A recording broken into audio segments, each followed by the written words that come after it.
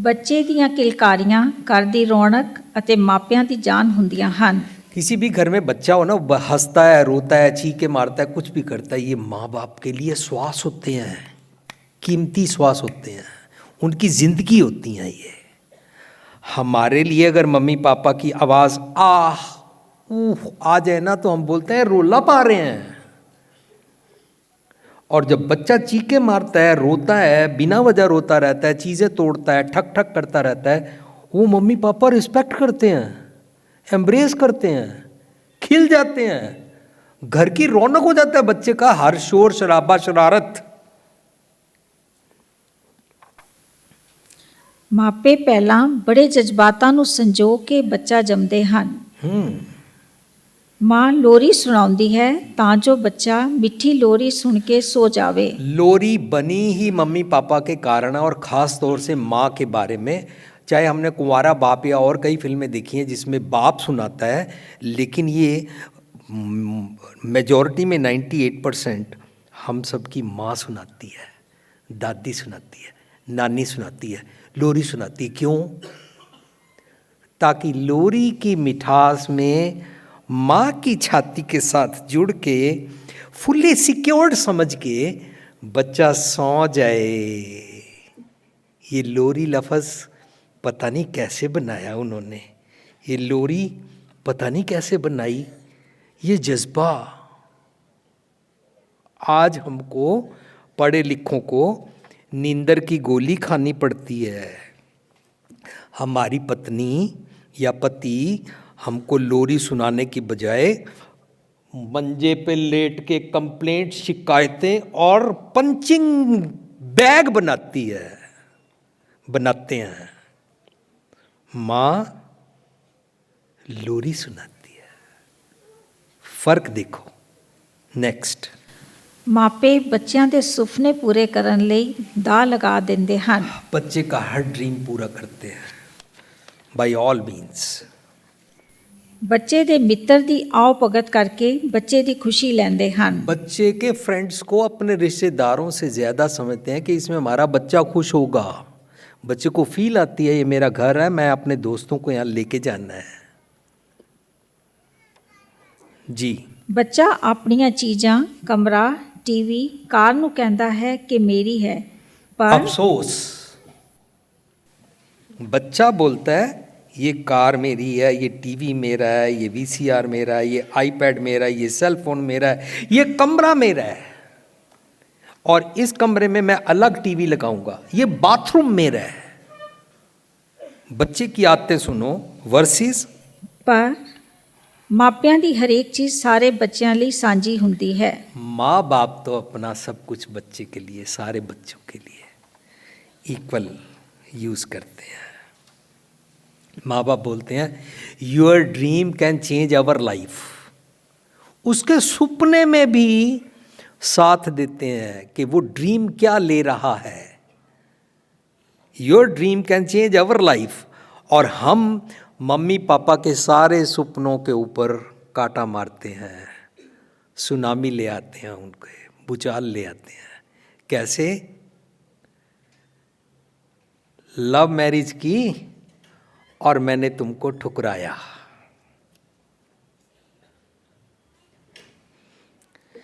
आज के सेमिनार की सबसे जहरीली बीमारी जो बार बार निकलेगी वो ये सो कॉल्ड लव मैरिज। मैं समाज से पूछना चाहता हूँ ये लव मैरिज कब से बनी, कैसे बनी, क्यों बनी, इसका फ़ायदा क्या हुआ, पर नुकसान क्या क्या हो रहा है। और फिल्मों में इसको ज़्यादा उभारा जा रहा है। अगर 10th ग्रेड में बच्चा पहुँच गया है तो उसको टॉन्ट किया जाता है, तेरा कोई बॉयफ्रेंड गर्लफ्रेंड ही नहीं है। शायद मैं 10th ग्रेड भी थोड़ा ज़्यादा बोल गया। पहले से ही पूछना शुरू हो गए। समाज में ये प्रथा ही बन गई, लोगों का सोचनी बन गई। अब इस पैराडिम को शिफ्ट करना होगा, क्योंकि फिल्मों में से तो यही सीखा जा रहा है कि मम्मी पापा को ठुकराओ और अपनी तथाकथित सो कॉल्ड प्रेम विवाह, love marriage, inter religion marriage करो। हिंदू मुसलमान से मैरिज करे, मुसलमान क्रिश्चियन से करे, वो सिख से करे, ऐसी मैरिज को प्रमोट किया जा रहा है। वो मम्मी पापा हजारों सालों से बने हुए मज़हब को प्यार करके अपने बच्चे के अंदर वो मज़हब डाल के उसको अच्छा इंसान बनाना चाहते हैं। ये सब कुछ ठुकरा के सो कॉल्ड इन्फेचुएशन में, रूप की भूख में, सेक्स की भूख में, लस्ट की भूख में सब कुछ डिस्ट्रक्शन की तरफ ले जा रहा है। जी, ਬੱਚਿਆਂ ਪ੍ਰਤੀ ਕੁਰਬਾਨੀ ਦਾ ਜਜ਼ਬਾ। माँ बाप क्या सैक्रिफाइस करते हैं बच्चों के लिए। ਮਾਂ ਆਪ ਬੱਚੇ ਦੇ ਗਿੱਲੇ ਬਿਸਤਰੇ ਤੇ ਸੌ ਜਾਂਦੀ ਹੈ ਪਰ ਉਸ ਨੂੰ ਸੁੱਕੀ ਥਾਂ ਤੇ ਸੁਆਂਦੀ आप ਹੈ। सबको ये मालूम है कि कैसे वो सोती है। ਮਾਪੇ ਆਪਣੇ ਬੱਚੇ ਨੂੰ ਤੱਤੀ ਹਵਾ ਵੀ ਨਹੀਂ ਲੱਗਣ ਦਿੰਦੇ। यस, ਮਾਪੇ ਆਪਣੀਆਂ ਨੀਂਦਰਾਂ ਤਿਆਗ ਕੇ ਬੱਚੇ ਲਈ ਸੁੱਖ ਮੁਹੱਈਆ ਕਰਨ ਦਾ ਯਤਨ ਕਰਦੇ ਹਨ। लेकिन ये गायब हो गया जब से मम्मी पापा का सेपरेट बेडरूम बना। नौकरानी के हवाले या बच्चे को दूसरे बेडरूम में डालो। क्यों? हम ये मास्टर, ये किंग साइज डबल बेड के ऊपर सोएंगे, ये कमरा हमारा है। इसने छीन लिया। डायग्नोस साथ में हो रहा है, सॉल्यूशंस साथ में निकल रहे हैं। क्योंकि अगर हम आज ये प्रैक्टिस शुरू करें कि ये कमरा हम सब का है, इस कमरे में मम्मी पापा भी सोएंगे, बेटा भी सोएगा, बेटी भी सोएगी, आओ रल के सोते हैं। पहले सोते ही थे, एक ही कमरे में 8 मेंबर सोते थे। सोते थे कि नहीं सोते थे? तो आज ये जो गड़बड़ हुई है ना घर में बुजुर्गों के साथ, इस गड़बड़ का एक कारण ये भी है, सेपरेट बेडरूम। सेपरेट बेडरूम के कारण बना हुआ बच्चा, उस बच्चे के अंदर इकना नाही लोन लूण हरामी वाली आदत आई। वो मम्मी पापा से थैंकलेसनेस में चला गया, थैंकफुल होने की बजाय। इकना नाही लोन, इसको कहते हैं हीरा रोटी कारने गला कटावे कौन। इसको कहते हैं अगे गए सिंजापसन चोटा खासी कौन। मरने के बाद इसकी कोई सज़ा होएगी या नहीं होएगी? एट प्रेजेंट अगर मैंने गलत सोच लिया अपने बुज़ुर्गों को मिस क्रूएलिटी में तंग करने का, तो सज़ा हो गई। यही नर्क है, यही दोज़ख है, यही हेल है। और अगर मैंने उनको मत्था टेक के सुबह प्यार से पूछ लिया, यही हेवन है, यही पैराडाइज है, यही परलोक है, यही सुख है। जी, ਆਪਣੇ ਸੁੱਖ ਖਾਹਿਸ਼ਾਂ ਲਈ ਪੈਸੇ ਨਾ ਖਰਚ ਕੇ ਬੱਚੇ ਦੇ ਵਧੀਆ ਕੱਪੜੇ, ਖਿਡੌਣੇ ਅਤੇ ਵਧੀਆ ਖਾਣ ਪੀਣ ਵੱਲ ਧਿਆਨ ਕਰਦੇ ਹਨ। हाँ जी, आजकल मम्मी पापा घर में इसलिए रुल रहे हैं क्योंकि हम सबसे घटिया 5 दिन 10 दिन की बनी हुई चीज़ों को फ्रिज में से निकाल के उनको खिला। इसको कौन खाएगा ना? फिर ऐसे वेस्ट ही जाएंगी ना, तो वेस्ट जाएंगी, तुम नौजवान खा लो ना। हर पुरानी गली सड़ी चीज़ को गर्म करके उन बुड्ढों को देना जिनका सेंसिटिव सिस्टम हो गया है। कैसे पड़ गए हैं हम, कितना पैसा आ गया हमारे पास। We are after work, we are workaholic, we are after luxury, we are after जो भी आप नेम दे लो। नेक्स्ट, ਬੱਚੇ ਦੀਆਂ ਬੇਅੰਤ ਜ਼ਿੱਦਾਂ, ਰੋਣਾ, ਰੋਸਾ ਬਰਦਾਸ਼ਤ ਕਰਕੇ ਖਾਹਿਸ਼ਾਂ ਪੂਰੀਆਂ ਕਰਦੇ ਹਨ। ਕਈ ਵਾਰੀ ਬੱਚੇ ਦੇ ਕਿਸੇ ਵਿਵਹਾਰ ਕਾਰਨ ਮਾਂ ਤਾਨੇ ਮਿਹਨੇ ਵੀ ਸਹਿ ਜਾਂਦੀ ਹੈ। माँ को बहुत टॉन्ट्स सहने पड़ते हैं, फिर भी बच्चे के भले के लिए। हाँ, अब मम्मी पापा बच्चे को पढ़ाते कैसे हैं? जी, ਬੱਚਿਆਂ ਨੂੰ ਪੜਾਉਣ ਦਾ ਜਜ਼ਬਾ। ਮਾਪੇ ਸਾਰੇ ਸਮਾਜ ਵਿੱਚ ਬੱਚੇ ਦਾ ਨਾਮ ਰੋਸ਼ਨ ਕਰਨ ਲਈ ਹਰ ਜਦੋਜਹਿਦ ਕਰਦੇ ਹਨ। हर मेहनत करते हैं, अपनी चूड़ियाँ अपना गहने बेच के भी, घर का सामान बेच के भी, कर्जा उठा के भी बच्चा पढ़ जाए। ਆਪਣੀ ਰਿਹਾਇਸ਼ ਲੱਭਣ ਵੇਲੇ ਵੀ ਮਾਪੇ ਬੱਚੇ ਦੇ ਸਕੂਲ ਅਤੇ ਮਹੱਲੇ ਦਾ ਮਾਹੌਲ ਵੇਖਦੇ ਹਨ। कहीं भी प्रॉपर्टी खरीदते हैं ना, तो पहले जाते हैं, देखते हैं आसपास एनवायरनमेंट क्या है, मोहल्ला कैसा है, मेरे बच्चे कहाँ खेलेंगे, किन के साथ खेलेंगे, उनके ऊपर गलत असर तो नहीं होगा। कितने कंसर्न हैं। और हम क्या कंसर्न है, मम्मी पापा को जल्दी से जल्दी रिस्पॉन्सिबिलिटी हटाओ, इनको बुढ़े घर में छोड़ के आओ, इनको हॉस्पिटल में छोड़ो, इनके लिए नौकरानी रख दो, मैं नहीं कर सकता, मैं नहीं कर सकती। जो बोलती है ना मैं नहीं कर सकती, वो मैरिज इंस्टीट्यूशन को अब्यूज़ कर रही है। जो बोलता है मैं नहीं कर सकता, वो काम को तो तरजीह दे रहा है पर अपने पेरेंट्स का थैंकलेस हो रहा है, एक ना ही लोन। ਮਾਪੇ ਬੱਚੇ ਦੀ ਪੜ੍ਹਾਈ ਲਈ ਕਰਜ਼ਾ ਚੁੱਕ ਕੇ ਵੀ ਉਹਨਾਂ ਨੂੰ ਡਾਕਟਰ ਜਾਂ ਇੰਜੀਨੀਅਰ ਵਰਗੀਆਂ ਉੱਚੀਆਂ ਪੜ੍ਹਾਈਆਂ ਕਰਾਉਣ ਦੀ ਖਾਹਿਸ਼ ਰੱਖਦੇ ਹਨ ਤਾਂ ਜੋ ਉਹ ਆਪਣੇ ਪੈਰਾਂ 'ਤੇ ਖੜਾ ਹੋਵੇ ਅਤੇ ਕਾਮਯਾਬੀ ਹਾਸਲ तो ਕਰੇ। हर माँ बाप चाहते हैं मेरा बच्चा अच्छी पढ़ाई करके अपने पाँव पे खड़ा हो। ਬੱਚੇ ਦੇ ਕੈਰੀਅਰ ਲਈ ਮਾਪੇ ਸਾਰਾ ਤਾਣ ਲਗਾ ਦਿੰਦੇ ਹਨ।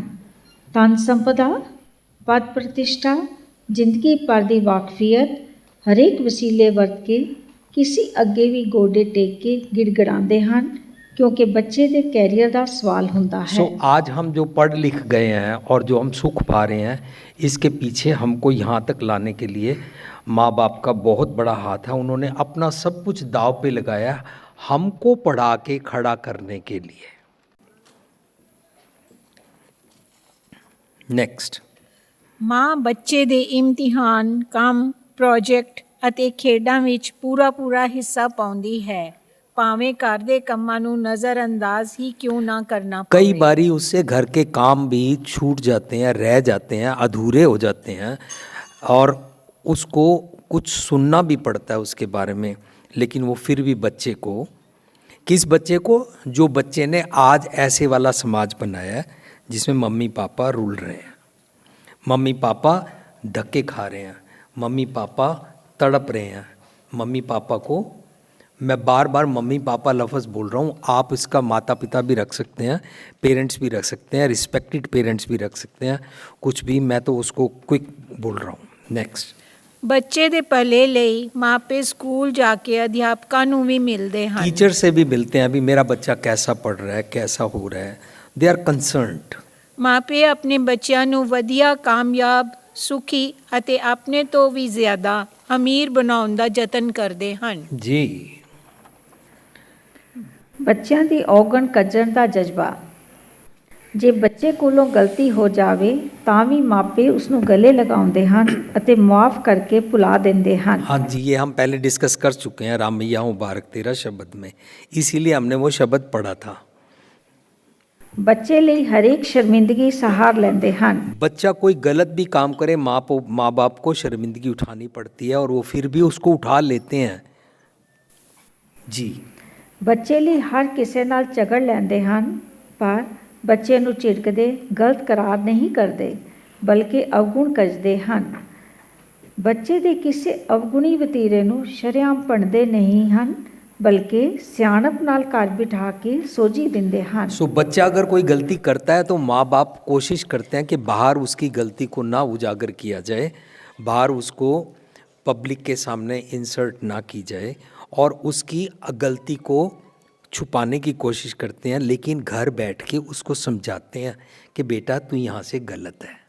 उनका जज्बा देखो, टॉपिक ये चल रहा है कि माँ बाप का जज्बा कितना ग्रेट है, लेकिन उस जज्बे के कारण ये समाज के लोग, समाज में बच्चे पैदा होके मैरिज इंस्टीट्यूशन में बड़े हुए और इस सारी दुनिया के लिए ये नौजवान बच्चा तैयार हुआ, सारा हाथ पीछे माता पिता का है।